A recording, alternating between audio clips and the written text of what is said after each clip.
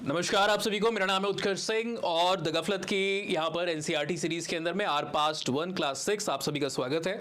और आज हम इस लेक्चर के अंदर में सेकंड चैप्टर को शुरू करने वाले हैं। कोर्स से रिलेटेड जो सारी फाइल्स पीडीएफ न्यू वीडियोस के जो अपडेट हैं उसको कंटिन्यूसली पाने के लिए आप हमारे टेलीग्राम हैंडल्स के ऊपर जुड़ सकते हो। अगर आप एंथ्रोपोलॉजी के स्टूडेंट हो तो एंथ्रोपोलॉजी वाले चैनल पर भी जुड़ जाइएगा। Anthropology record by Utkarsh Singh, जो हमारा एक समय मेन चैनल था, पहला चैनल था।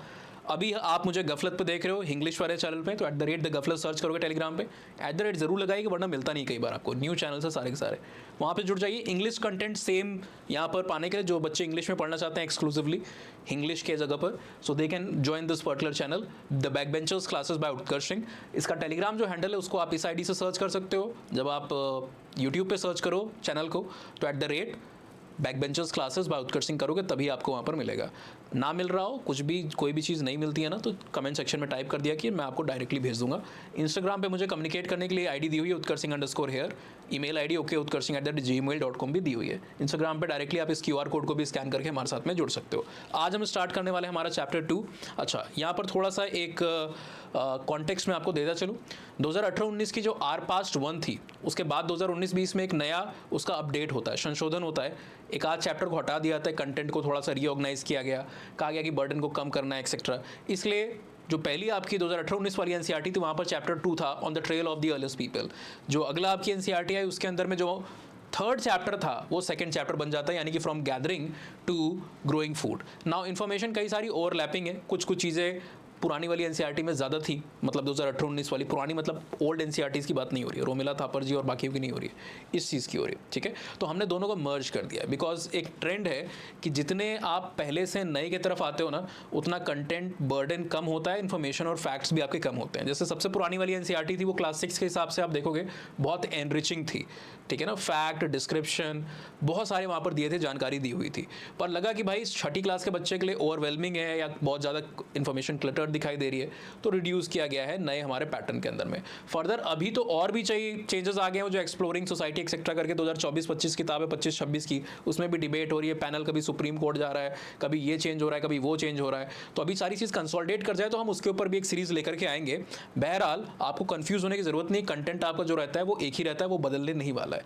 इंडस वैली आप पहले भी पढ़ते थे, 18-19 में भी पढ़ते थे और अभी भी आप वही चीज़ों को पढ़ रहे हो। सो पुराना है तो बेटर ही है, उसमें डरने की कोई बात नहीं, बिकॉज हिस्ट्री जियोग्राफी ये सारी चीज़ कुछ बदलती नहीं है इसके अंदर में। ऐसा नहीं कि हिमालय आपके बह करके कहीं चले गए, अफ्रीका में नदी बन गए, ठीक है ना, तो वो आपको घबराने की जरूरत नहीं है। पुराने में थोड़ा डिटेल ही मिलता है, नए में बर्डन कम करते करते लग रहा है सरकार एक दिन ऐसा दिन ले आएगी जहाँ पर हिस्ट्री क्या होता है यहीं पढ़ करके हिस्ट्री खत्म हो जाएगी। ठीक है, जोक्स अपार्ट, हम यहाँ पर चैप्टर को शुरू करते हैं। अब कई सारी इन्फॉर्मेशन मैं आपको डायरेक्टली बताते चलूँगा चीज़ों को लेकर के, बिकॉज एनसीईआरटी में लाइन बाय लाइन पढ़ना बहुत ज़रूरी है। कोई भी फैक्ट के ऊपर डायरेक्टली क्वेश्चन आ सकता है, इसलिए हमें रीड आउट करके चलना है। ठीक है, बट रीड आउट मैं बाद में करूँगा, पहले आपको मैं एक ओवरव्यू देता चलूँगा क्या चीज़ दी हुई है। जैसे सबसे पहला जो आपका यहाँ पर सेकेंड चैप्टर के अंदर में है बात की गई है वो है अर्लीस्ट पीपल के बारे में। कौन थे सबसे शुरुआती लोग? इकोनॉमी के बेसिस पे, उनके लाइवलीहुड के बेसिस पे एक अरेंजमेंट जो था, नेचर जो था, ठीक है ना, इसके बेसिस पे यहाँ पर पूछा गया कौन लोग थे। तो जो अर्लीस्ट पॉपुलेशन है उसको हम हंटर गैदरर्स कहते हैं।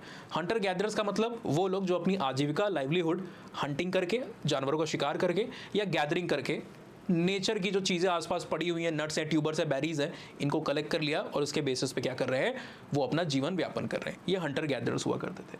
ठीक है, तो क्या लिखा हुआ है? Earliest people who lived in the subcontinent, लगभग 2 मिलियन ईयर पहले। Names come from the way in which they got their food, hunting gathering से फूड मिलता था इनको, इसलिए इनको हंटर गैदरर्स यहाँ पर कहा जाता है। साथ ही साथ में ये फिश वगैरह को भी कैच करते थे, डिपेंडिंग अपॉन कि इनके आसपास में जहाँ पर पानी होगा, भाई वाटर बॉडीज है, वहीं पे फिशिंग कर पाएंगे। मरीन एनिमल जो है उसके ऊपर भी रिलाई करेंगे, एक्वेटिक एनिमल पे भी रिलाई करेंगे, डिपेंडिंग अपॉन जियोग्राफी क्या है। लेकिन हंटिंग गैदरिंग तो कहीं का भी इंसान हो करेगा इस समय में, आज से 2 मिलियन यानी कि 20 लाख साल पहले की बात है। टाइमलाइन या टाइम पीरियड यहाँ पर उतना एक्यूरेट नहीं है, नई रिसर्चेस बहुत सारी हो चुकी हैं जिसको हम आगे आपको अपडेट करेंगे ताकि आपको परफेक्ट टाइमलाइन पता रहे। दूसरी चीज़ यहाँ पर है, why were they on the move. Hunting gathering जो सोसाइटीज़ है ना, और hunter gatherers as a people, they are called as nomadic peoples. इनको नोमैडिक कहते हो आप। नोमैडिक के लिए हिंदी शब्द क्या यूज़ होगा? घुमंतु। एक जगह से दूसरी जगह आप ज़्यादातर स्थायी नहीं हो, है ना। इसका मतलब ये नहीं कि डेली सुबह उठ रहे हो एक जगह से दूसरी जगह चले जा रहे हो, थोड़े समय के लिए एक साइट पे एक जगह पर रुक रहे हो, कैंप साइट आप बना रहे हो, फिर आगे थोड़े समय बाद फिर आप चले जा रहे हो, जो कुछ हफ्ते हो सकता है, कुछ महीने हो सकता है, condition to condition, people to people, society society. सवाल यहाँ पर पूछा है कि ये लोग नोमैडिक क्यों थे, ये लोग क्यों एक जगह से दूसरी जगह जाते थे? इसके मल्टीपल रीज़न है। सबसे पहला तो भाई प्रे को ढूंढने, हंटिंग गैदरिंग कर रहे हैं ना जानवर, जानवर आपके पास रोज सुबह मुहूर्त निकाल के आएगा नहीं कि भैया आज हमारा टर्न है, हमको खा लो मार लो, है ना। आपको उसको चेस करना है, आपको उसका शिकार करना है, आपको उसको ढूंढना है। दूसरा रिसोर्स डिप्लीशन, आप एक जगह में मान लो 100 जानवर थे, अलग अलग जानवर अलग अलग स्पीशीज के, सबको मार दिया आपने, जानवर खत्म हो गए तो डिप्लीट हो गया ना रिसोर्स, अब नए रिसोर्स को फाइंड करने के लिए आगे जाना पड़ेगा। तीसरा यहाँ पर था कि भाई सीजनल वेरिएशन, कई तरीके के जो फ्रूट्स वगैरह होते हैं, प्लांट्स होते हैं, वो सीज़न के हिसाब से होते हैं। तो एक जगह पर आपका वो चीज़ आपको नहीं दिखाई दे रहा, वो सीज़न नहीं है, तो आप क्या करोगे वहाँ पर रुक करके आगे आप चले जाओ, सीज़न खत्म हो गया आगे निकल लो, ठीक है ना। दूसरा सीज़न आएगा तो वापस दूसरे क्षेत्र में जाओगे उसी तरीके के या एग्जैक्टली उसी क्षेत्र में। लास्ट रीज़न था वाटर का सर्च, क्योंकि भाई यहाँ पर ये म्यूनसिपैलिटी का पानी तो आता नहीं था, तो आपको डिपेंड करना है किसके ऊपर, लेक्स के ऊपर, जो वाटर बॉडीज़ हैं उनके ऊपर। तो पानी की तलाश में भी इंसान एक जगह से दूसरे जगह तक जाता रहता था समय समय के ऊपर। हो सकता है जहाँ पर पुराने एरिया के अंदर में जानवर खत्म हो गए, है ना, लेकिन वहाँ पर पानी था तो जानवर की वजह से निकलना पड़ा। नए एरिया में जानवर मिल गए, पानी की तलाश नहीं है, पानी नहीं मिल रहा है, तो हंट किया, शिकार किया, मीट को कलेक्ट किया, जितना खाना था कंज्यूम किया, जितना उठाना था उठाया, और पानी की तलाश में दूसरे एरिया में चले गए। That is why they were nomadic. अब यहाँ पर पूछा है कि हमें इनके बारे में जो पता चल रहा है, आपको पता कैसे चल रहा है। एनसीईआरटी ने डेट दी है 20 लाख साल पहले की, कि ये सारे जो हंटर गैदर्स है 20 लाख साल पहले थे। अभी जो डेट है ना वो 20 लाख से भी कहीं ज़्यादा है, अभी आपको बताएंगे आगे। तो कैसे पता चल रहा है भाई, 20 लाख साल पहले की बात है। देखिए ये सब हमें उनके छोड़ी हुई चीज़ों से पता चलता है। क्या क्या छोड़ा उन्होंने, पॉटरी बना नहीं रहते हैं, पेंटिंग इस समय बना नहीं रहते हैं, तो उनका जो बनाया हुआ चीज़ है लार्जली वो क्या है, स्टोन टूल्स है, ठीक है ना। इसको हम स्टोन एज भी कहते हैं। तो स्टोन के जो उनके बने टूल्स हैं वो हमें मिले हैं। अब इसको अलग अलग तरीके के डेटिंग मेथड के थ्रू हम यहाँ पर स्टडी करते हैं, डिपेंडिंग अपॉन एज क्या है इसकी, ऑलराइट। और इस बेसिस पे हमें पता चलता है कि ये लोग कौन थे, कहाँ कहाँ पे थे, ठीक है। डेटिंग नहीं भी अगर हम कर पाएँ तो जहाँ से इनके बनाए हुए टूल्स मिल रहे हैं, हमें ये तो पता चलेगा ना कि यहाँ पर एक समय पे ये पॉपुलेशन रहती थी, हंटर गैदरर्स या ये लोग रहा करते थे। नाउ ये stone tools unlike organic remains deplete नहीं करते हैं। फॉर एग्जाम्पल आपका मांस जो है वो गल जाएगा, ठीक है ना। बाकी जो चीज़ें, अच्छा हड्डियाँ आपकी हैं वो तो वैसे भी कहीं पे भी पड़ी रहेंगी जहाँ पर भी इंसान की डेथ होगी, लेकिन स्टोन टूल हमें कल्चर का एविडेंस देते हैं कि एक पॉपुलेशन थी यहाँ पर, एक कम्युनिटी, एक सोसाइटी जो यहाँ पर लंबे समय तक इस जगह पे रहती थी, ठीक है ना, इस जगह पर रहा करती थी। तो ये सर्वाइव करते हैं, इन्वायरमेंटल कंडीशन के अंदर में डिग्रेड नहीं करते हैं, दैट इज़ वाई बेसिकली आप इनका यूज़ करते हो। अब ये जो टूल्स है ना ये अलग अलग तरीके के हैं, हमने तो स्टोन टूल बोला पर अलग अलग तरीके के हैं। स्टोन से भी टूल बनाते थे, लकड़ियों के भी टूल बनाते थे। इनफैक्ट जानवरों की जो सींग है जिसको एंटलर बोलते हो, कहीं पे लिख लो नाम, ANTLERS, हॉर्न्स जो होते हैं ना एंटलर्स उसको कहते हैं, उससे भी सींग बनाते, उससे भी आप टूल्स बनाते थे। और जो बोन्स है ह्यूमन की या एनिमल्स की, उससे भी ये टूल्स बनाते थे। तो बोन टूल भी है, स्टोन टूल भी है, ऑल्दो बोन टूल काफ़ी बाद में आपके प्रिवलेंस के अंदर में है। सबसे शुरुआत में माना जाता है कि स्टोन टूल और वुड टूल यूज़ होते थे। अक्ल जैसे जैसे इंसान की आई बाकी चीज़ों को भी यूज़ करने लगा, ठीक है ना, बाकी चीज़ को भी शेप देने लगा। हाँ, बिना शेप दिए बोन को हो सकता है भले किसी चीज़ के लिए ठोका पीटी के लिए यूज़ करते हो, पर ऐसा उसको शेप नहीं करते थे वो, ठीक है। तो ये जहाँ हमें टूल मिलते हैं इनसे हम यहाँ पर जानकारी हमें प्राप्त होती है। इन टूल से करते क्या थे, इन टूल से भाई जानवरों की स्किन को निकाल करके, एनिमल की जो स्किन है उसको निकाल करके अपने कपड़े बनाओगे कवर करने के लिए अपनी बॉडी को, ठीक है ना। आप ज़मीन के अंदर में डिगिंग करोगे, ज़मीन के अंदर में खुदाई करनी, तो उसके लिए आप टूल्स का इस्तेमाल करोगे। यहाँ पर पेड़ों से आपको बाग को निकालना है, किसी और चीज़ को कट आउट करना है, उसके लिए भी आप टूल्स का इस्तेमाल करोगे। तो स्क्रैप बाग के लिए, फ्रूट को चॉप करने के लिए, मीट को कट करने के लिए, सबके लिए टूल्स का इस्तेमाल होता था। कई टूल्स डायरेक्टली पत्थर के होते थे, उसको डायरेक्टली यूज़ करते थे आप। बाद के समय में जैसे जैसे हम आगे बढ़े, हमारी जो बुद्धि है वो बढ़ी, तो हम कंपोजिट टूल यूज़ करने लगे। कंपोजिट टूल का मतलब क्या होता है कि एक लकड़ी है या एक बोन है, उसके ऊपर हमने क्या किया, एक छेद किया, छेद भी नहीं कहोगे आप एग्जैक्टली उसको, आपने उसके ऊपर एक इंसिजन किया, एक गैप क्रिएट किया आपने लंबा सा, और वहाँ पर आपने अपना जो टूल है, दूसरा टूल है, छोटा टूल है, उसको वहाँ पर फिक्स कर दिया, ठीक है। जैसे मान लीजिए कोई पत्थर का टूल है या फिर आपका कोई मेटल का टूल है, उसको लकड़ी के अंदर, जैसे कुल्हाड़ी को आप देखो, कुल्हाड़ी में क्या होता है, लोहा का जो भाग है ना वो लकड़ी के भाग में फंसा होता है, उससे आप वहाँ पर इसको यूज़ करते हो, कुल्हाड़ी, फावड़ा, इन सारी चीज़ों के अंदर में। ऑल्दो यहाँ पर मेटल टूल तो नहीं मिले थे, इसलिए पत्थर और बाकी टूल्स को यहाँ पर इसमें फंसाते थे। ऐसे टूल को हम कंपोजिट टूल कहते थे, जहाँ पर अटैच होते थे टूल्स एक हैंडल के साथ में या किसी और जो आप कहोगे शाफ्ट के साथ में, ठीक है। नाउ हमने बताया जैसे कि वुड को चॉप करने के लिए इनका इस्तेमाल हो रहा था, ग्राउंड को डिग करने के लिए इस्तेमाल हो रहा था, और स्टिचिंग क्लोथ्स के लिए भी इनको किया जा रहा था, क्योंकि एनिमल की स्किन से बनेगा क्लोथ, एनिमल की स्किन निकालने के लिए उसकी बॉडी से आप इन टूल्स का इस्तेमाल करोगे। अब ये टूल बनाए कैसे जाते हैं, अभी 6th क्लास के एनसीईआरटी पे इतना डिटेल में हमें जाना नहीं है। आप में से वो लोग जो यूपीएससी में पढ़ने के साथ साथ एंथ्रोपोलॉजी ऑप्शनल भी लोगे, वो काफ़ी डिटेल में पढ़ते हैं, बिकॉज एंथ्रोपोलॉजी में एक पूरा सेक्शन है आर्कियोलॉजी। एंथ्रोपोलॉजी आपका यूपीएससी का आप कह सकते हो दूसरा तीसरे के बीच में सबसे ज़्यादा ओवरलैपिंग सब्जेक्ट है।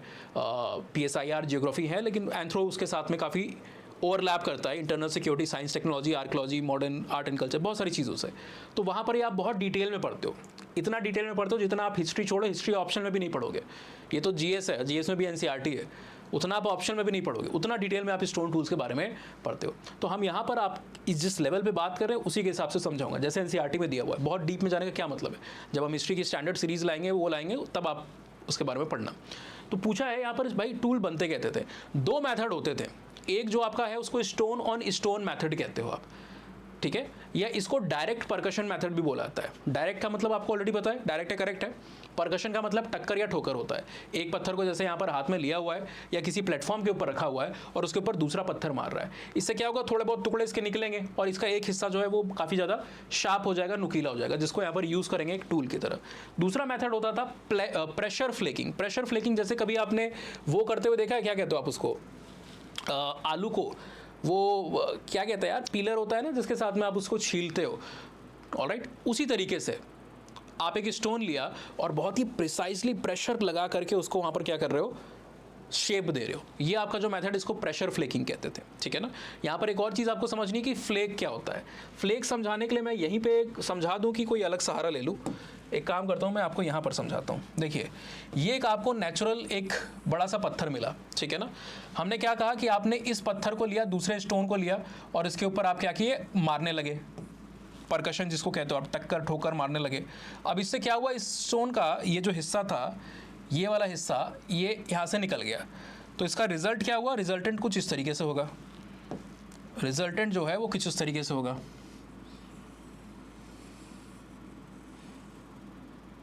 ठीक है ना। ऐसा मान लेते हैं हम, इसको गायब कर देते हैं, ऐसा हो गया। अब ये जो निकला है वो कहाँ पर आ गया, वो जो पीस है जो निकला हुआ है वो आपका यहाँ पर टूट के निकल गया, ठीक है ना। तो ये जो ओरिजिनल पत्थर था जिसके ऊपर आप ठोकर मार रहे थे, इसको आप ओरिजिनल कॉर्टेक्स कहते हो, ठीक है। अब जब आपने इसके ऊपर हमला किया और इससे एक पत्थर को निकाल दिया, एक पीस को निकाल दिया, तो जो पीस निकला हुआ है इसको हम क्या बोलते हैं, फ्लेक बोलते हैं। और जिससे ये निकला है, यानी कॉर्टेक्स का वो हिस्सा जिससे फ्लेक निकला है, इसको आप कोर कहते हो, ठीक है। शुरुआत के समय में ज़्यादातर इंसान इस कोर को ही टूल के तौर पे यूज़ करता था। फिर थोड़ी सी अकल आई तो समझ में आया कि भाई भारी भी है, बड़े भी हैं, ये छोटा ज़्यादा शार्प है, इसको यूज़ कर सकते हैं हम, तो वो फ्लेक को टूल के तौर पे यूज़ करने लगा, इसलिए इसको यहाँ पर बोला गया फ्लेक टूल। तो शुरुआत में आपके कोर टूल्स यूज़ होते थे, बाद में आपके फ्लेक टूल यूज़ होने लगे, ठीक है ना। इस बात को ध्यान में रखिएगा। पहले ये कूड़े की तरफ फेंक दिया जाते थे इसके पीसेस। अभी इसकी ज़रूरत आएगी एक चीज़ समझाने के लिए, फ्लेक के पीसेस इधर उधर पड़े रहते थे, बिखरे रहते थे, बाद में यही उनका मेजर टूल बन गया, ठीक है। तो आई होप ये आपको क्लैरिटी मिल गई होगी टूल्स किस तरीके से बनाए जाते थे। प्रेशर फ्लेकिंग भी स्पेशलाइज मेथड है, जैसे मैंने आपको आलू बताया कि आप वहाँ पर एक पॉइंट के ऊपर हिट करके फ्लेक्स को निकाल रहे हो और फिर उसके ऊपर रीटचिंग कर रहे हो, आप प्रेशर क्रिएट कर रहे हो, और प्रेशर क्रिएट करके आप क्या कर रहे हो, उसको शेप दे रहे हो ताकि एक परफेक्ट आकार दे सको। ऐसे कई सारे टेक्निक्स को यूज़ किया जाता था पेलियोलिथिक यानी स्टोन एज के आखिरी हिस्से में, जिसको आप अपर पेलियोलिथिक भी कहते हो। अभी इसको पढ़ेंगे, यहाँ पर आएगा आगे चैप्टर के अंदर में। अपर पेलियोलिथिक जो लगभग 60,000 साल पहले शुरू हुआ और उसी समय हमारी जो स्पीशीज़ है वो भी माना जाता है धरती पे आई थी। सबसे पहले जो मॉडर्न ह्यूमंस हैं वो आपके एनाटॉमिकली मॉडर्न ह्यूमंस और मॉडर्न ह्यूमंस उसी समय पे आपको आते हुए दिखाए थे, ठीक है ना। आर्केइक इनफैक्ट जो सेपियन है उनका वहाँ पर डिक्लाइन हो रहा था, और एमएचएस जो हैं, जो ग्रिमाल्डी मैन है, चांसलेड मैन्स है, वाटजग मैन है, इन सब का अपीयरेंस हो रहा था। साइंस वाले अगर आप हो तो आपको ये चीज़ ज़्यादा बेटर तरीके से समझ में आएगी, ठीक है ना। चलिए, अब यहाँ पर बात की गई कि ये फॉसिल उसिल कहाँ पर मिलते हैं, उन जगहों के बारे में बात है। तो जहाँ पर ये मिलते हैं हम ना, उन चीज़ को साइट्स कहते हैं। साइट्स क्या होता है, साइट आर्कोलॉजिकल कॉन्टेक्स्ट के अंदर में एक स्पेस है, एक रीजन है जहाँ पर आपको पास्ट के ह्यूमन से जुड़े हुए अवशेष मिलते हैं, ठीक है। वो स्टोन टूल भी हो सकता है, वो पॉटरी भी हो सकती है, वो उनकी हड्डियाँ भी हो सकती हैं, कई सारी चीज़ें हो सकती हैं। तो साइट्स क्या है आपकी, sites are the places where the remains of things जैसे tools, pots etcetera are basically found. एक पॉपुलेशन वहाँ पे रहती थी, जैसे हम जहाँ हमारा घर है ना, वो एक तरीके से एक साइट है। कुछ समय बाद हमारे यहाँ पर सिर्फ हो सकता है अवशेष बचे, अगर कोई आगे उसको कंटिन्यू करे ना करे तो। ऑलराइट, नाउ कुछ स्पेसिफिक टाइप की साइट्स का यहाँ पर जिक्र किया गया है, जैसे फैक्ट्री साइट का यहाँ पर जिक्र है, मैंने एक एडिशन भी लगा दिया क्वेरी साइट्स, बिकॉज एनसीईआरटी में थोड़ी सी गड़बड़ है, बहुत जगहों पे गड़बड़ है डेट को लेकर, पर मैं कोट नहीं कर रहा हूँ। आपको कई बार डाउट होने लगता है, वो डाउट हो उससे भी कोई फ़ायदा नहीं है, बिकॉज अल्टीमेटली जो एनसीईआरटी कह रही है, सरकार कह रही है, वही ठीक मानना है, भले वो गलत है तो भी सही उसको मानना है ना। आपका यूजीसी नेट या कोई ऐसा एग्जामिनेशन नहीं है जहाँ पर आप रेफ्यूट कर सको, एविडेंस देकर आंसर की चेंज करा सको। जो उनका मानना है, जो उनकी आंसर की कह रही है, वही सर्वोत्तम है, वही सर्वोपरि है ना। तो इसलिए बहुत ज़्यादा इसमें गलती करने की गुंजाइश नहीं, कि गलती निकालो।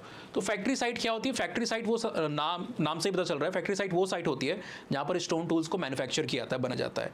क्वेरी साइट में एडिशनल जो मैंने यहाँ पर डाला है वो साइट है जहाँ से आप स्टोन टूल्स को बनाने के लिए रॉ मटेरियल लेकर के आते हो। स्टोन टूल अलग अलग तरीके के रॉ मटेरियल के बने होते हैं, ये भी मेरी तरफ से एक मिनटॉस वाला एक्स्ट्रा ज्ञान है जो यहाँ पर लिखा नहीं है। क्या क्या चीज़ें उसके अंदर में?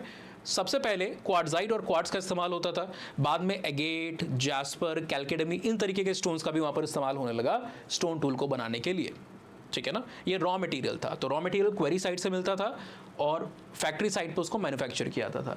अच्छा, कैसे पता चलता था कि फैक्ट्री साइट थी या नहीं थी? आप कैसे कह सकते हो कि ये फैक्ट्री साइट है या हैबिटेशन? एक और साइट होती है जिसको हैबिटेशन साइट कहते हैं। हैबिटेशन वो साइट जहाँ पर लोग रहते हैं।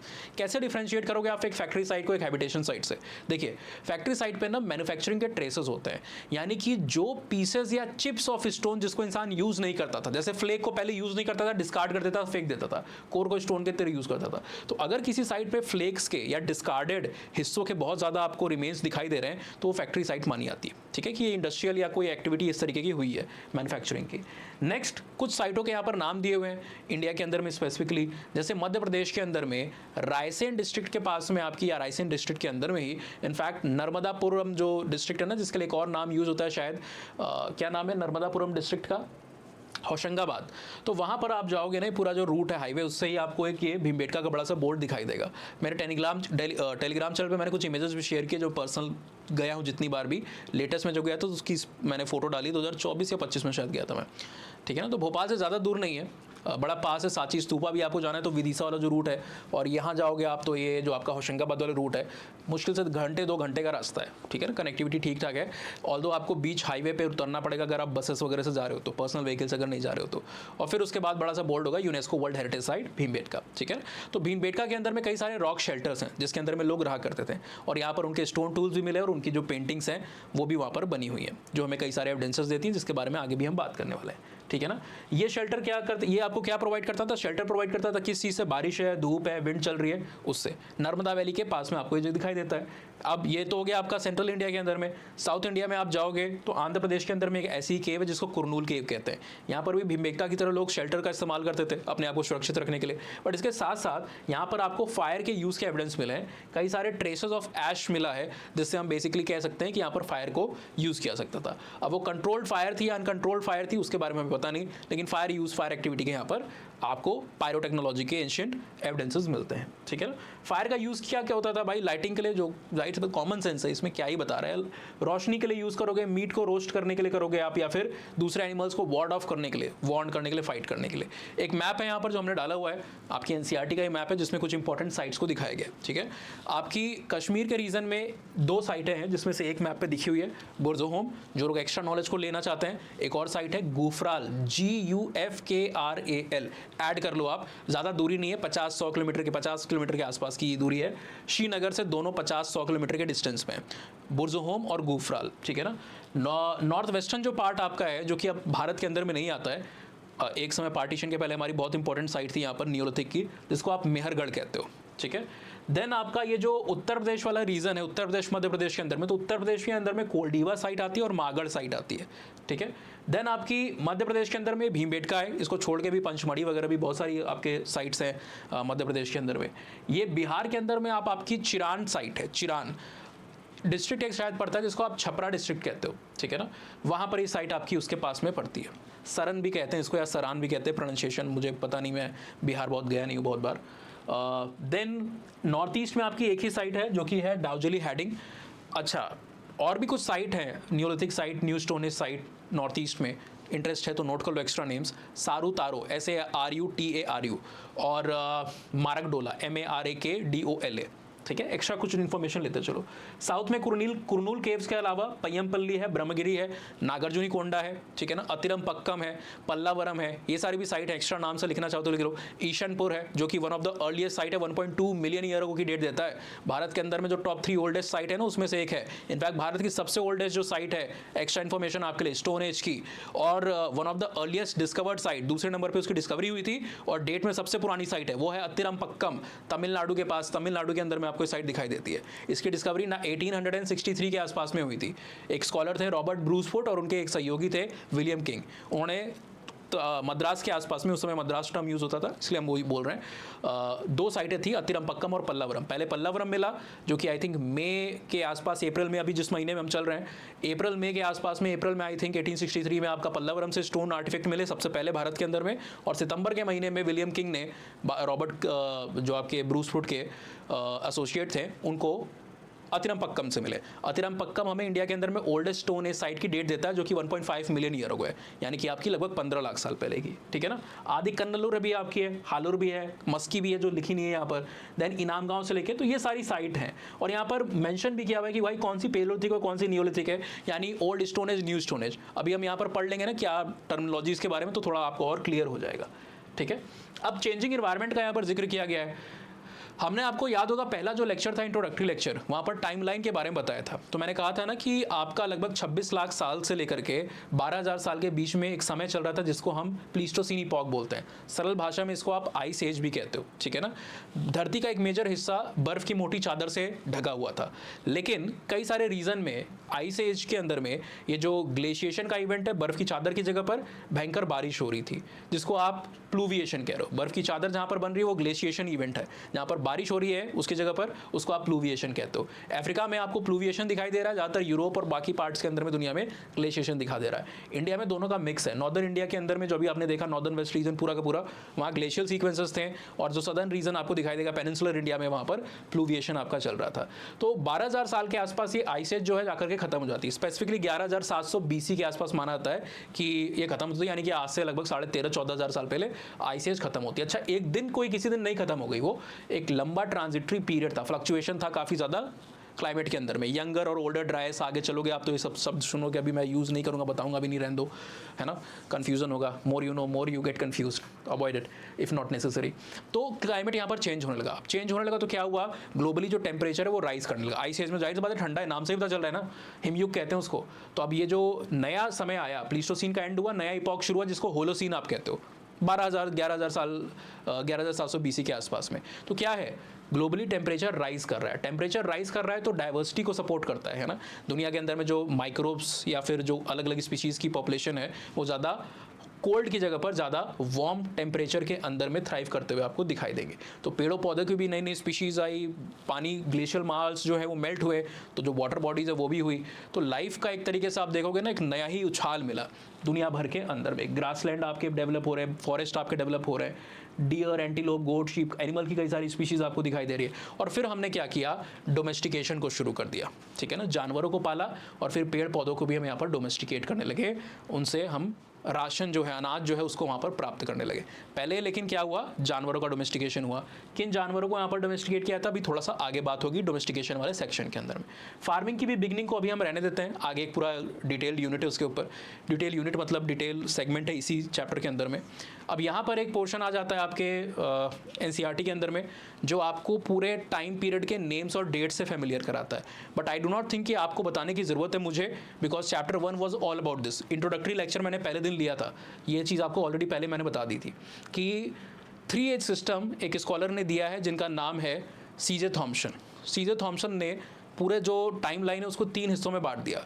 एक आपका stone age, then bronze age, then iron as.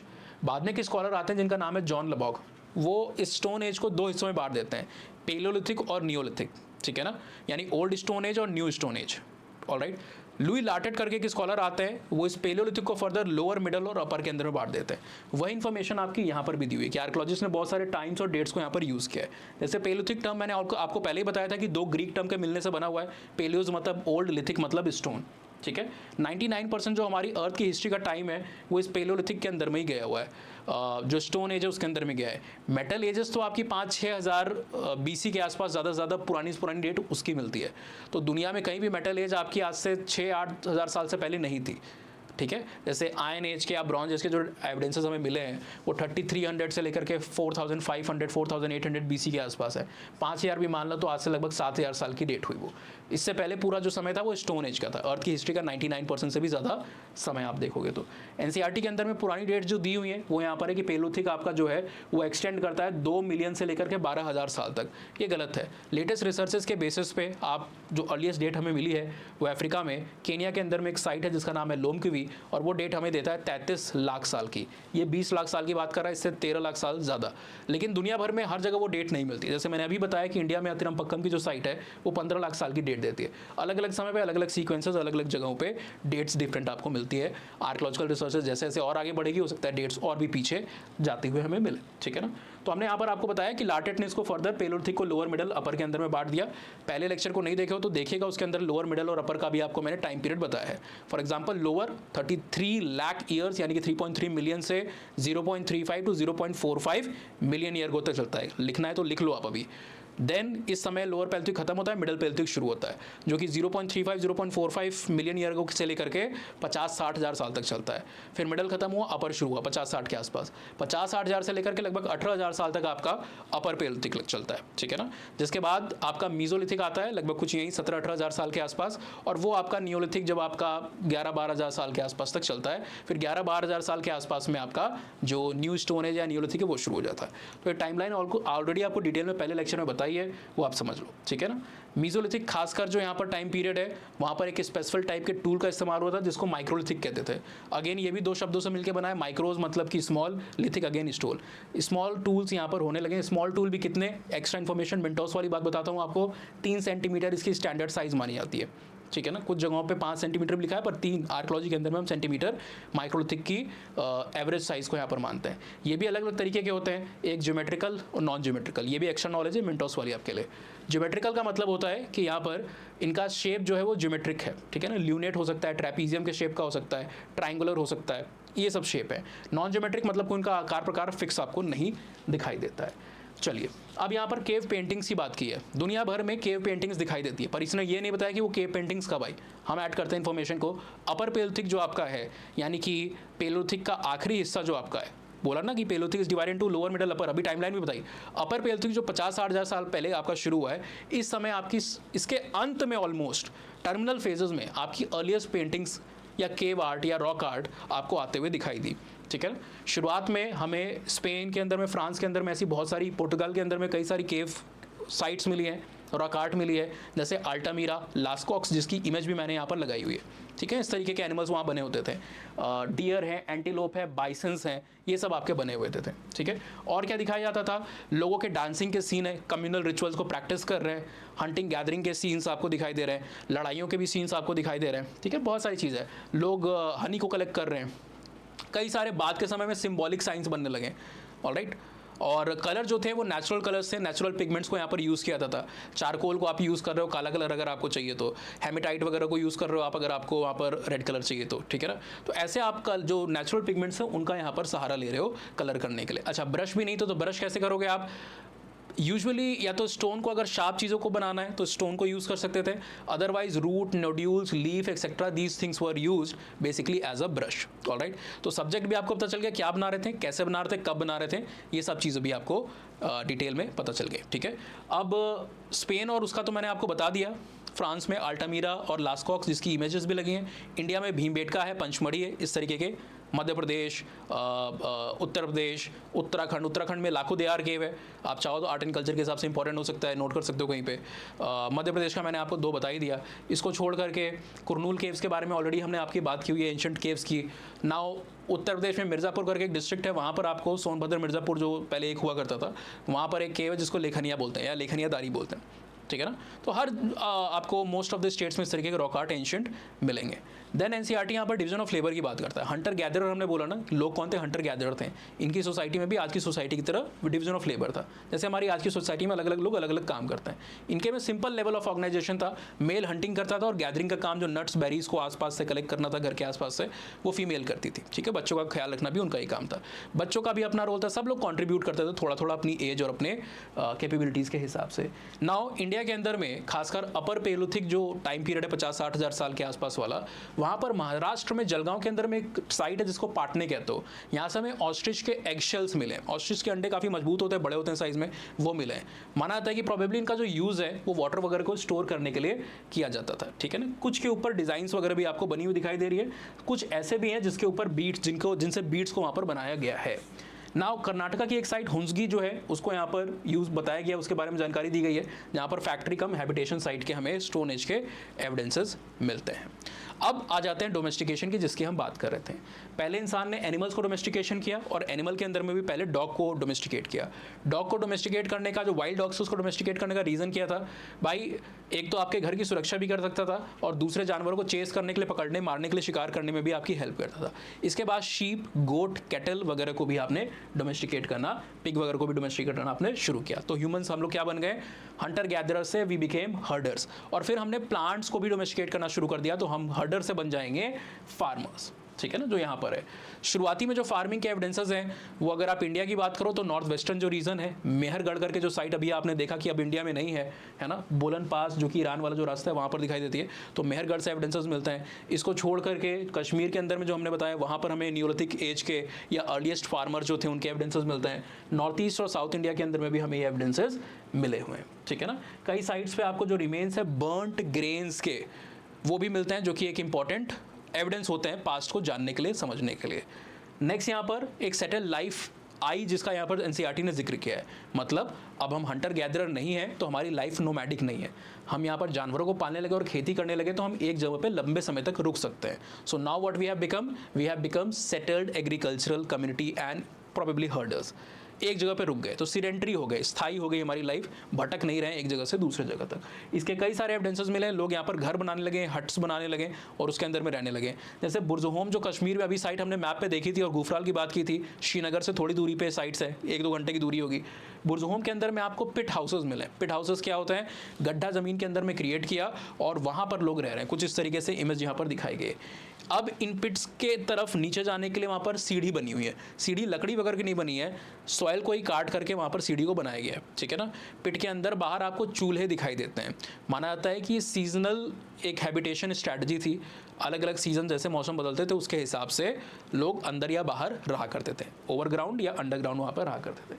कई न्यूलिथिक टूल भी मिले हैं। Neolithic tool compare to earlier tools काफ़ी एडवांस होते थे। इनको एक स्पेसिफिक टेक्निक से बनाया जाता था। मिंटोस मोमेंट है, नोट कर लो, एक्स्ट्रा चीज़ है, कहीं आपके एडिशनल चीज़ है, जिसको हम PNG टेक्निक कहते थे, पॉलिशिंग एंड ग्राइंडिंग टेक्निक। ठीक है ना, इसके ऊपर जब हम स्टैंडर्ड बुक को पढ़ेंगे तो आपको मेथड भी बताएंगे कि एग्जैक्टली किस तरीके से बने होते थे। न्यूलिथिक इंप्लीमेंट के लिए कई बार एक कॉमन टर्म को यूज़ किया जाता है जिसको हम सेल्ट्स बोलते हैं। मिंटोस नॉलेज एक्स्ट्रा है, नोट कर लो आप, CELTS इसको यहाँ पर बोला जाता है, जो यहाँ पर दी नहीं हुई है। ठीक है, तो यहाँ पर हमारी मटेरियल कल्चर काफ़ी ज़्यादा बढ़ चुका था। अच्छा, एक और फैक्ट यहाँ पर दिया हुआ अबाउट स्टोरेज एनिमल्स। कई सारे जानवर जिनको हम पाल रहे थे ना, वो हमारे लिए काफ़ी रिसोर्सफुल होते थे। बिकॉज अगर लीन सीजन आए, आप इनको फीड कर रहे हो, हर्ड कर रहे हो, लीन सीजन आए, क्रॉप फेल हो गई, डैमेज हो गई, ठीक है, किसी भी वजह से सूखा पड़ गया या कोई बीमारी पेड़ों की जो होती है, फसलों के अंदर में कीड़े लग गए, तो वहाँ पर आप क्या करोगे, वहाँ पर ही आपके पाले हुए एनिमल आपके लिए एक स्टोर मीट की तरह एक्ट करते हैं। इनको आप पाल रहे हो, है ना, और बाद में आपके लिए एक स्टोर हाउस ऑफ फूड के तौर पे एक्ट कर रहे हैं। क्यों? आप इनको एक एक करके वहाँ पर मारोगे और जब तक अगला सीजन या आप कोई दूसरा ऑल्टरनेटिव नहीं ढूंढ लेते तब तक ये एनिमल आपका फूड बनेंगे। आपको हंटिंग गैदरिंग के लिए इधर उधर से अपना घर छोड़ के भागना नहीं पड़ेगा। अगला यहाँ पर हम जब सेटल हो गए ना तो हमारे पास टाइम ज़्यादा मिलने लगा। पहले आपका दिमाग इसी पे लगा था कि क्या पाएंगे, कैसे हंट करेंगे, सारी चीज़ें, शिकार के बारे में सोच रहे हो, स्ट्रैटेजी बना रहे हो। अब आपके पास ज़्यादा कुछ सोचने के लिए नहीं है, तो अब हमें समय मिला नए नए क्राफ्ट्स को बनाने का, नए नए एक्सपेरिमेंटेशंस को यहाँ पर करने का। तो हमने अलग अलग तरीके की पॉटरी बनाई। कुछ पॉटरी बिना डिज़ाइन की, सब पहले जो पॉटरी थी वो सिंपल पॉटरी होती थी। जैसे जैसे आप आगे आओगे ना, वो पॉटरीज़ आपकी और एडवांस होती जाएंगी। अर्लीस्ट पॉटरी जो हमारी है वो 3000 BC 5000 BC के आसपास में मिलती हैं, जो कि मीजोलिथिक साइट्स ऑफ यूरोप और दूसरे जगहों से भी हमें मिली हुई है। यानी आज से लगभग 5 से 7 हज़ार साल पहले की ये पॉटरीज़ है। ये पॉटरीज़ आपकी सन यानी कि धूप के अंदर में इसको सुखाया जाता था और बड़ी सिंपल पॉटरी होती थी। थी जिसको आप यूटिलिटेरियन बोलते हो, आवश्यकता के लिए।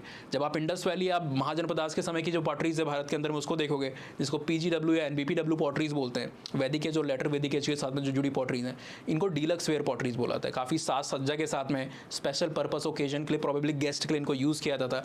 डेकोरेटेड है, इनकी चमक है, अच्छे तरीके से प्रिपेयर किया है। तो भाई 10,000 से 2,000 साल तक आओगे तो बहुत सारा सोफिस्टिकेशन होगा, है ना। इतने सालों के अंदर में बहुत सारी नई चीज़ें हो गए, वो पॉटरी के ऊपर भी आपको दिखाई देता था। तो चीज़ों को स्टोर करने के लिए भी, पानी को, ग्रेन्स को, एक्सेट्रा को, और सर्व करने के लिए भी इस तरीके के पॉट्स वगैरह को यूज़ किया जाता था। क्लोथ जो है वो भी हमें आ रहे गए। वीविंग जो है, सिलाई बुनाई, ये सबसे पहले शुरू हो गई थी कब? अपर पेलियोलिथिक में, लगभग जो 60,000 साल पहले शुरू हुआ, लेकिन 60,000 में तुरंत नहीं शुरू हो गई ये वीविंग। उसमें 20-30,000 साल के आसपास कुछ एविडेंसेस हमें मिले हैं, ठीक है ना। अच्छा, एविडेंसेस कैसे हैं? हमें आइवरी के, मिनटोस नॉलेज एक्स्ट्रा नोट कर लो आप, आइवरी के निडल्स मिले हुए, हाथी की जो दांत होते हैं ना उसके बने हुए निडल्स मिले हैं, जिसके अंदर में छेद भी है, जैसे आज की आपकी जो सुई होती है उसमें छेद होता है धागे को डालने के लिए। और बाद में क्लोथिंग मटेरियल भी यहाँ पर, फैब्रिक जो है वो भी आपका आ गया, तो प्रॉपर यहाँ पर क्लोथिंग वीव करके हम लोग बनाने लगे, नई एक चीज़ थी। ऑलराइट, चलिए देन यहाँ पर कुछ ट्राइब्स के बारे में भी चीज़ें बताई हुई हैं। ट्राइब क्या है? एक ग्रुप ऑफ इंडिविजुअल है, आपस में बहुत जुड़ाव होता है, इसके अंदर में सिंपल लेवल ऑफ ऑर्गेनाइजेशन है, ज़्यादातर इक्वालिटी होती है, अलग अलग लोग अलग अलग काम करते हैं, वो आपको बताया हुआ है। कुछ लोग यहाँ पर लीडर्स होते हैं, है ना, लीडर है, पर कोई बहुत ज़्यादा इसके अंदर में रैंक डिफ्रेंशिएशन या ऐसा नहीं है कि कोई ऊंचा है कोई नीचा है, भेदभाव ऐसा नहीं होता है, मिलजुल करके यहाँ पर काम करते हैं। एंशिएंट सोसाइटी के अंदर में सबसे छोटा लेवल जो ऑर्गेनाइजेशन का था वो यही बैंड और ट्राइब्स का हुआ करता था। अब एक चार्ट आपकी पुरानी वाली NCERT में, जो 18-19 वाली NCERT में, 19-20 में नहीं है, वो मैंने यहाँ पर मॉडिफाई करके AI के थ्रू डाल दिया हुआ है, जो आपको काफ़ी हेल्प करने वाला है, ठीक है ना। अलग अलग साइट और उन पर क्या एविडेंसेस मिले उसकी बात की गई है। नॉर्थ वेस्ट जो प्रेजेंट डे पाकिस्तान के अंदर में मेहरगढ़ की साइट है, उसमें वीट, बाले, शीप, गोट, काऊ के मिले एविडेंसेस। कोल्डीवा जो उत्तर प्रदेश के अंदर में नियोलिथिक साइट है, वहाँ पर आपको बोन्स मिली है, राइस और ये सारी चीज़ें भी मिली हुई हैं। मागड़ उत्तर प्रदेश की साइट है, यहाँ पर भी राइस मिला है, काऊ मिली है, और काऊ के जो हूफ है ना, उसके जो पैर के, उसके प्रिंट्स आपको मिला है। गुफरा जो मैंने आपको बताया को आपके बुरज़होम के साथ कश्मीर की जो साइट है, यहाँ पर वीट और लेंटल्स मिला है। बुरज़होम के अंदर में वीट, लेंटल्स, डॉग, काऊ, शीप, गोट, वाटर बफेलो मिला हुआ है। इनफैक्ट मास्टर के साथ में डॉग को बरी करने की एक प्रैक्टिस बड़ी यूनिक, ये भी आपको कश्मीर की नियोलिथिक साइट में दिखाई देती है। चिरान जो आपको बताया मैंने, मॉडर्न डे बिहार के अंदर में साइट है, वहाँ पर भी वीट है, ग्रीन ग्राम है, बार्ले है, ऑक्स, वाटर बफेलो है। हालूर साउथ की जो साइट है, पयमपल्ली, उनके अंदर में भी लाइकवाइज सेम चीज़ें मिली हुई हैं, कुछ एक दो चीज़ें एक्स्ट्रा हैं, जैसे black gram, pearl, finger, foxtail, ये सारी चीज़ें एडिशनल है। तो इसको आप नोट कर सकते हो, कभी अगर क्वेश्चन कहीं से पूछ दे तो आपको वो हेल्प करेगा, ठीक है। पेलोलिथिक वाला समय का हमने यहाँ पर जिक्र कर लिया है, दोनों NCERT में, इसलिए 2 बार ये चीज़ रिप्लिकेट हो गई है। मीजोलिथिक और नियोलिथिक की भी हमने यहाँ पर बात कर ली हुई है। अच्छा, अब इंडिया के अंदर जो स्पेसिफिक साइट है जो मैप पे हमने देखी थी, उसके बारे में कुछ साइट्स के बारे में कुछ जानकारी दी गई है। जैसे मेहरगढ़ जो आपको प्रेजेंट डे पाकिस्तान में दिखाई देती है, ये आपका जो बोलन पास है जो ईरान के रूट पर पड़ती है, वहाँ पर इस साइट आपकी स्थित दिखाई दे रही है। यहाँ पर अर्लीस्ट कम्युनिटीज़ और जो हाउसिंग के और नियोलिथिक जो फार्मिंग कम्युनिटीज़ के एविडेंसेस हैं वो हमें दिखाई देते हैं। क्या क्या एविडेंस मिले हैं? बार्ली, वीट और शीप और गोट को रियर करने का, तो earliest domestication of animal plus plant के मेहरगढ़ से हमें एविडेंस मिलते हैं, पर पार्टीशन के बाद ये साइट हमारे भारत के अंदर में नहीं आती है। नाउ हाउसेस की बात करोगे तो स्क्वायर या रेक्टेंगुलर टाइप के इस तरीके से कुछ उनका क्रॉस सेक्शन आपको दिखाई देता था, ठीक है। कई बार यहाँ पर डेड इंडिविजुअल को बरी किया गया और उनके साथ में कई चीज़ों को भी रखा गया है जो शायद वो अपने जीवन के बाद यूज़ कर सकते थे, after life, because people use to believe life after death, मृत्यु के बाद भी जीवन है, ठीक है। डेड इंडिविजुअल के साथ में कई बार गोड्स को भी रखा गया है कि भाई जाओगे आप इतनी यात्रा करके दूसरी दुनिया में, भूख लगेगी तो बकरी को मार के खा जाना, है ना। ऐसे ही रेजर्स और ये सारी चीज़ें भी रखी जाती थी, स्टोन टूल्स भी रखे जाते थे। ये सिर्फ नियोलिथिक की बात नहीं और सिर्फ मेहरगढ़ की बात नहीं, दुनिया भर के कल्चर्स में चीज़ दिखाई देती है। अब नॉर्थ ईस्ट की जो साइट है उसके बारे में भी स्पेशल टिप्पणी की गई है, दाउजली हेडिंग। क्या क्या यहाँ पर मिला है आपको? नियोलिथिक स्टोन इंप्लीमेंट्स भी मिले हैं यहाँ पर आपको पॉटरी भी मिली हुई है, यहाँ पर आपको जिराइट भी मिला हुआ है, जो कि माना जाता है कि इसको चाइना से लाते थे लोग। यहाँ पर जो हमने बताया कि ग्रेन्स वगैरह जो हैं वो भी मिले हैं। इसके साथ में मॉर्टर्स और पेस्टल मिले हैं। मॉर्टर्स पेस्टल क्या होता है हिंदी में शायद इसके लिए, जैसे आप वो होती है ना ओखली, सिलबट्टे होते हैं ना, ये नियोलिथिक इंप्लीमेंट है। जब आपने ग्रेन लाना शुरू कर दिया, अनाज आ गया, तो उसको प्रोसेस भी तो करोगे, गेहूं का आटा भी तो बनाओगे, तो वो सारी चीज़ें भी यहाँ पर ओखली टाइप की चीज़ें जो है, मॉर्टर पेस्टल्स, ये भी आपको सिलबट्टे जो है ये भी आपको यहाँ पर देखने को मिलने लगता है। फॉसिल वुड का भी एविडेंस मिला है। फॉसिल वुड क्या है? एंशिएंट वुड जिसको एक इतना हार्ड हो चुका है, हार्ड हो चुका है, स्टोन की तरह आपको प्रतीत होता है। अब इसके साथ में एक बॉक्स मिक्स चीज़ इन्फॉर्मेशन है जिसको हम इग्नोर नहीं करेंगे, पूछ सकता है। नियोलिथिक साइट इंडिया के बाहर एक काफ़ी इंपॉर्टेंट, काफ़ी फेमस साइट है टर्की के अंदर में, जिसको हम कैटल हुयुक कहते हैं, ठीक है ना, pronunciation might differ, cattle hook इसको बोला जाता है। यहाँ पर लोग जो है वो फ्लिंट बहुत दूरिया से लेकर के आते थे, जो स्टोन्स होते थे स्टोन टूल को बनाने के लिए, सीरिया से लेकर के आ रहे थे। कॉडीज रेड सी के एरिया से ला रहे हैं, शेल जो उसको मेडिटेरेनियन सी से यहाँ पर लेकर के आ रहे हैं, और ह्यूमन सेटलमेंट भी आपको देखने को मिला है, पर यहाँ पर किसी भी तरीके कार्ड्स के एविडेंसेस नहीं मिले हुए हमें। तो ये सारी इन्फॉर्मेशन आपके चैप्टर 2 के अंदर में थी। हमने 2018-19 के दोनों वर्जन को मिलाया, और उसके बाद भी ये टोटल लेंथ जो होती है वो 40 मिनट के अंदर में हमने खत्म कर लिया, जितने समय में पहले चैप्टर को खत्म किया था। तो आई होप आपको सारी चीज़ें अच्छे से समझ में आ गई होंगी। कोई भी डाउट है उसको आप चैट बॉक्स के अंदर में, कमेंट सेक्शन के अंदर में ड्रॉप कर दो। कन्फ्यूजन है कुछ भी, मुझसे डायरेक्ट कनेक्ट करना है, इंस्टाग्राम ईमेल आईडी ली हुई है, इसका स्क्रीनशॉट लेकर रख लो। टेलीग्राम हैंडल्स को फ्री मटेरियल PDF कंटेंट को टाइमली पाने के लिए, न्यू वीडियोज़ के अपडेट पाने के लिए आप यहाँ पर ज्वाइन कर सकते हो। इंस्टाग्राम पे रीच आउट करने के लिए सीधे आप इस QR कोड को भी यूज़ कर सकते हो। कैसा लगा ज़रूर चैट बॉक्स के अंदर में बताइएगा, जो कि हमें इम्पीटस देगा, मोटिवेट करेगा, so that we can continue with this series and make videos more quicker. Good bye, मिलते हैं चैप्टर 3 के साथ अगले लेक्चर में। Till then keep learning, keep smiling, have a nice day.